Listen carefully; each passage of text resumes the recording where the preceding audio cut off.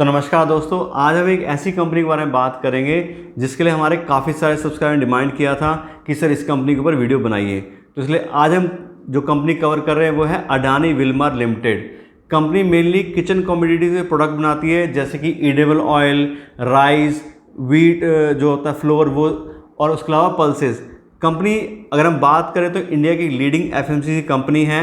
Company के पास super strong brands हैं और कंपनी का मार्केट शेयर भी बहुत बढ़िया है। अगर खास कर हम बात करें ईडेबल ऑयल्स की, तो आज की डेट में ईडेबल ऑयल्स में सबसे बड़ा नाम कौन सा है? ईडेबल ऑयल में सबसे बड़ा नाम है फॉर्चून ईडेबल ऑयल या फॉर्चून रिफाइंड ऑयल जिसको हम बोलते हैं। कंपनी का ये बहुत ही पॉपुलर और स्ट्रॉन्ग ब्रांड है। आज डेट में ये हालत है कि लोग जाके दुकान पे ये नहीं बोलते हैं कि भैया एक पैकेट हमें रिफाइंड दे दो, वो सीधा बोलते हैं कि भैया एक पैकेट फॉर्चून ऑयल दे दो या सीधा सीधा एक पैकेट फॉर्चून दे दो। अगर वो बोलेंगे भी ना कि भैया रिफाइंड ऑयल दे दो, तो वो भी दुकान वाला उन्हें फॉर्चून रिफाइंड ऑयल ही देगा। इतना पॉपुलर ये ब्रांड है कंपनी का, जिसके ऊपर कंपनी मेनली टिकी हुई है। तो इसलिए आज की इस वीडियो में कंपनी का पूरा फंडामेंटल एनालिसिस करेंगे और देखेंगे कि एज एन इन्वेस्टर क्या हमें इस कंपनी में इन्वेस्ट करना चाहिए, नहीं।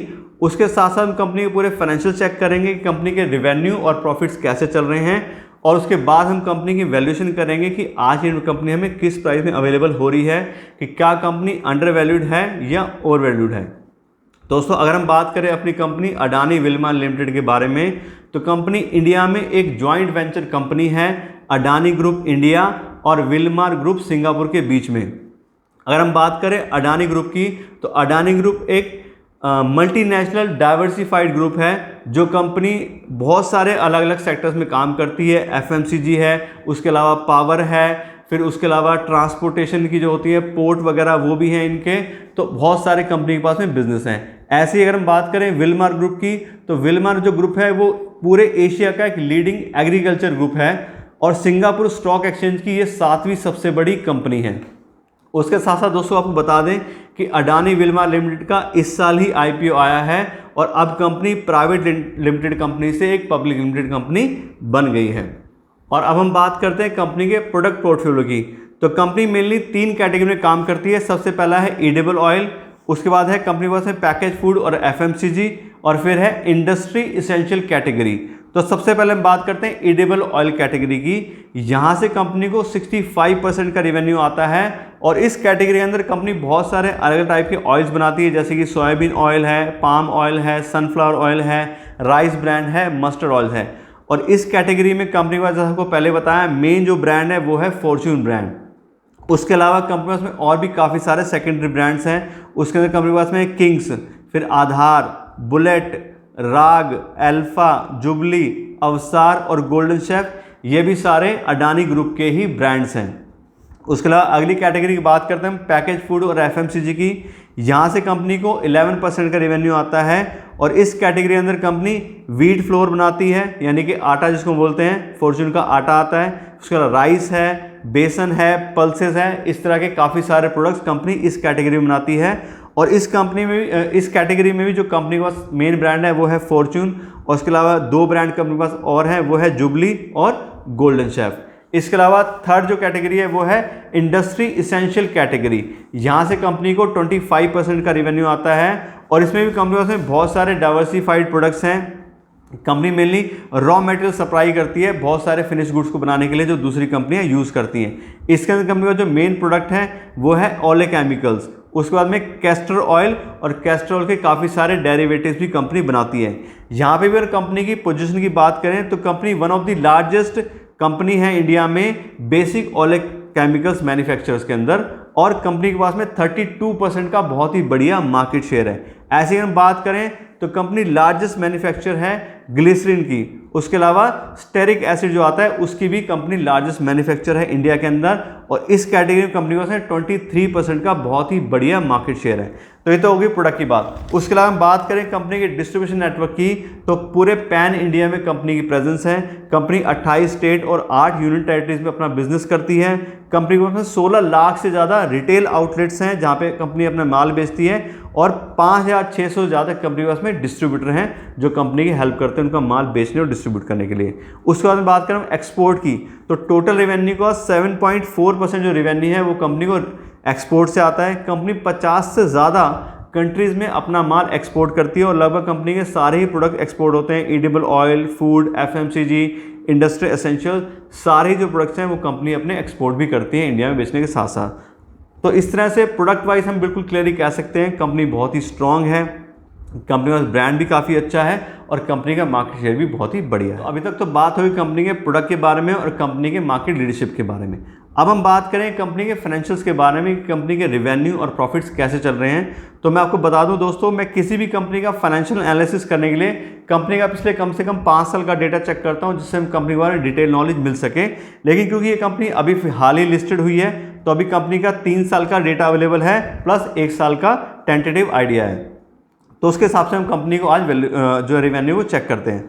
तो सबसे पहला पैरामीटर जो हम कंपनी को चेक करते हैं रेवेन्यू, और रेवेन्यू का हम देखेंगे तो 2019 में कंपनी का 28,700 करोड़ रुपए के आसपास का रेवेन्यू था, जो कि 2022 में आते आते 45,700 करोड़ रुपए का हो गया है, जो कि बहुत ही बढ़िया साइन है। लगभग डबल के आसपास कंपनी का 4 साल में रेवेन्यू हो गया है।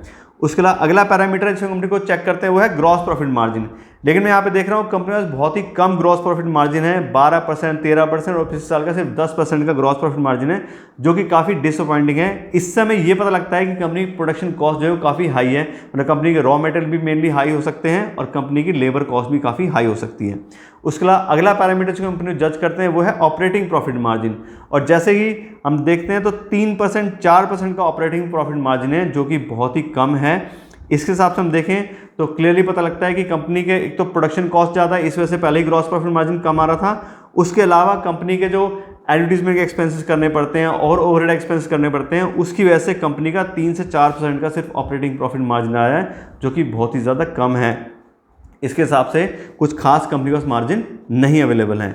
उसके अलावा अगला जो पैरामीटर है वो हम चेक करते हैं फ्री कैश फ्लो अवेलेबल है या नहीं है, क्योंकि कंपनी नेट प्रॉफिट से ज़्यादा मैं जो चेक करता हूँ वो फ्री कैश फ्लो चेक करता हूँ, वो हमें ज़्यादा बेटर जो पिक्चर वो दे पाता है। और यहाँ पे मैं देख रहा हूँ कंपनी का 37,000 करोड़ रुपए का जो रिवेन्यू है उसके अगेंस्ट सिर्फ 2020 में 150 करोड़ रुपए अवेलेबल आ रहे हैं फ्री कैश फ्लो के।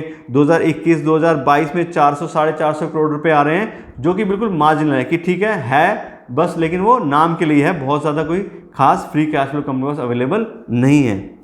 उसके अलावा अगला पैरामीटर जिसके ऊपर मैं कंपनी को जज करता हूँ वो है डेट बाय इक्विटी रेशो। ये रेशो हमें हमेशा हर एक कंपनी का चेक करना चाहिए, चाहे कंपनी कितनी भी अच्छी हो। ये रेशो मेनली हमें ये बताता है कि कंपनी ने अपना खुद का कितना पैसा इन्वेस्ट किया हुआ है और कंपनी ने लोन लेके कितना पैसा इन्वेस्ट किया हुआ है, क्योंकि अगर कोई भी कंपनी ज़्यादा लोन लेती है तो उतना ज़्यादा इंटरेस्ट का बर्डन आता है, और अगर बहुत ज़्यादा इंटरेस्ट हो या कंपनी का कभी प्रॉब्लम आ जाए तो रेवेन्यू अगर पूरे नहीं पड़ते हैं, मतलब पैसा कंपनी पास पूरा नहीं पड़ता है इंटरेस्ट पेमेंट करने के लिए, तो बहुत ज़्यादा कंपनी दिक्कत में आती है और बहुत बड़ी बड़ी कंपनियां डेट की वजह से बर्बाद हो चुकी हैं।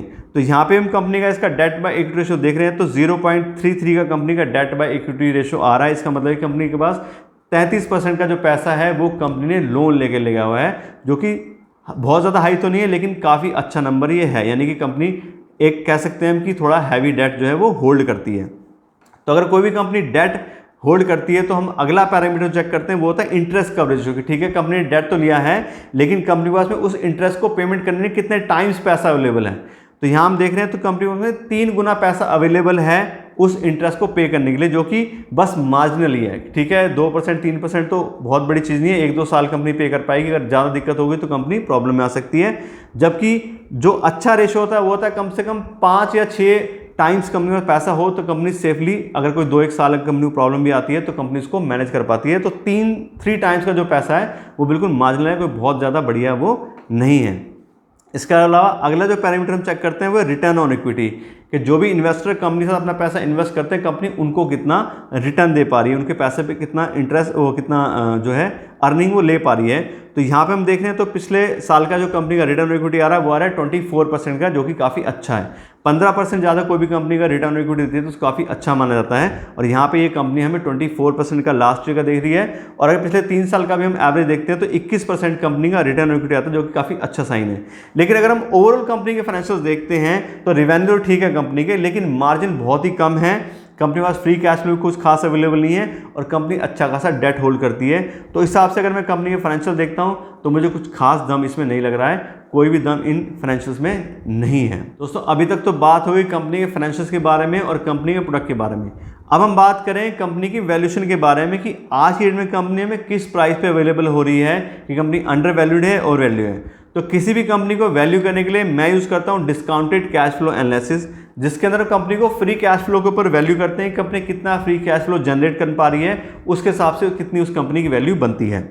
तो अगर आप भी डिटेल में जानना चाहते हैं कि हम किस तरह से कंपनी की वैल्यूएशन कर सकते हैं, तो मैंने उसके लिए सेपरेट वीडियो अपने चैनल पे बनाई हुई है, उसका लिंक मैं डिस्क्रिप्शन डाल दूंगा, आप उस वीडियो को भी चेक कर सकते हो।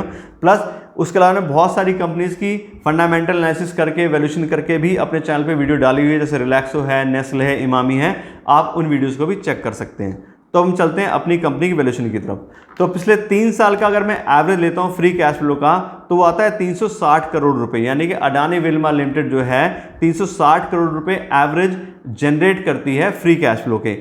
और उसके हिसाब से जो कंपनी की फेयर वैल्यू आती है वो आती है 18,000 करोड़ रुपए, यानी कि अगर हम 18,000 करोड़ रुपए पे करेंगे तो पूरी अडानी विल्मा लिमिटेड कंपनी हमारी हो जाएगी और जो भी वो कैश फ्लो जनरेट करती है वो भी हमारा हो जाएगा। लेकिन वही बात है कि हमें पूरी कंपनी तो अभी नहीं खरीदनी है, हमें कुछ कंपनी के शेयर्स खरीदनी है, तो उसके हिसाब से कंपनी की फेयर वैल्यू पर शेयर के हिसाब से निकालते हैं, तो वो आती है 140 रुपये, यानी कि 140 रुपये पर शेयर के हिसाब से अगर हम Adani Wilma limited company invest करते हैं तो हम उसको फेयर वैल्यू पे खरीदेंगे। ठीक है, कंपनी इतना कैश जनरेट करती है तो उसके हिसाब से इतनी उसकी वैल्यू बनती है। लेकिन बात वही आती है कि वॉरेन बफेट सर हमेशा बोलते हैं कि चाहे कंपनी कितनी भी अच्छी हो, हमेशा हमें मार्जिन ऑफ सेफ्टी का ध्यान रखना चाहिए कि अगर कंपनी को कल को कोई फ्यूचर में प्रॉब्लम आ गई तो हमें उसके लॉस ना हो, तो हम उसके लिए पहले से अपना रिस्क कवर कर रखते हैं, उसको बोलते हैं मार्जिन ऑफ सेफ्टी। उसका मतलब होता है कि जो भी कंपनी की फेयर वैल्यू है उससे 50% पे हमें कंपनी को खरीदने की कोशिश करनी चाहिए। तो जैसे हमने पर शेयर वैल्यू निकाली फेयर वैल्यू, तो वही 140 रुपये, उसका आधा हो गया 70 रुपये, यानी कि हम 70 रुपीज़ पर शेयर के हिसाब से अगर कंपनी इन्वेस्ट करेंगे तो हम काफ़ी हद तक जो अपना रिस्क है उसको हम कवर कर लेंगे। तो ये तो कि हाँ हमारी बात कि हम किस प्राइस पे कंपनी में इन्वेस्ट करना चाह रहे हैं। अब हम बात करते हैं कंपनी के करंट शेयर प्राइस की, कि आज की डेट में कंपनी का करंट शेयर प्राइस क्या चल रहा है। तो अगर हम चेक करते हैं तो कंपनी का आज का जो करंट शेयर प्राइस है वो आ रहा है 636 रुपये पर शेयर, यानी कि अगर हम बात करें अपनी फेयर वैल्यू की तो उसके भी 4 गुने के आसपास कंपनी का प्राइस चल रहा है और मार्जिन सेफ्टी से हो गया 8 गुना। क्यों चल रहा है? क्योंकि वही बात है कि कंपनी जितने भी मतलब इन्वेस्टर्स हैं उनको पता है कि कंपनी का ब्रांड बहुत अच्छा है, तो उसकी वजह से कंपनी को बहुत ज़्यादा एक्स्ट्रा वैल्यूएशन कंपनी को इन्वेस्टर्स दे रहे हैं, जो कि बहुत अच्छा नहीं है उनके लिए। अगर कोई भी कंपनी में प्रॉब्लम आई तो शेयर प्राइस गिर सकता है, क्योंकि अभी हमने देखा कंपनी के फाइनेंशियल्स भी इतने अच्छे नहीं है, कंपनी का मार्जिन भी अच्छा नहीं है और कंपनी की जो वैल्यूएशन है वो बिल्कुल रॉकेट हाई कर रखी है। अगर हम कंपनी का पी बाई रेशो भी चेक करते हैं, प्राइस बाय अर्निंग रेशो, तो 100 से ज़्यादा जा रहा है, यानी कंपनी इतना पैसा नहीं कमाती है जितना आज की डेट में लोगों ने इनका प्राइस बढ़ा रखा है। तो इसलिए मैं तो यही सजेस्ट करूंगा कि इस प्राइस पे और इस फाइनेंशियल के साथ में हमें कंपनी के साथ बिल्कुल भी इन्वेस्ट नहीं करना चाहिए, अभी बिल्कुल हमें नहीं करना चाहिए। दूसरी फिर वही बात है कि अगर आपको लगता है कि नहीं कंपनी बहुत अच्छी है, कल को बहुत ज़्यादा अच्छा होगा, तो आप अपने हिसाब से डिसीजन ले सकते हैं कि आपको कंपनी के साथ जाना है नहीं जाना है। लेकिन जैसे कि मैंने फाइनेंशियल चेक करे हैं, कंपनी की वैल्यूएशन चेक करी है, तो उसके हिसाब से कंपनी ओवर वैल्यूड भी है और कंपनी के पास में बहुत ज़्यादा मार्जिन भी अवेलेबल नहीं है। तो इस तरह से आपको कंपनी के बारे में पूरी डिटेल नॉलेज दे दी है। कंपनी के प्रोडक्ट्स अच्छे हैं लेकिन फाइनेंशियल्स और बाकी चीज़ें अच्छी नहीं हैं। तो आशा करता हूँ आपको वीडियो अच्छी लगी होगी। तो आपको वीडियो अच्छी लगी हो तो इस वीडियो को लाइक और शेयर जरूर कीजिएगा और मेरे चैनल को भी सब्सक्राइब कर लीजिएगा। Thank you so much.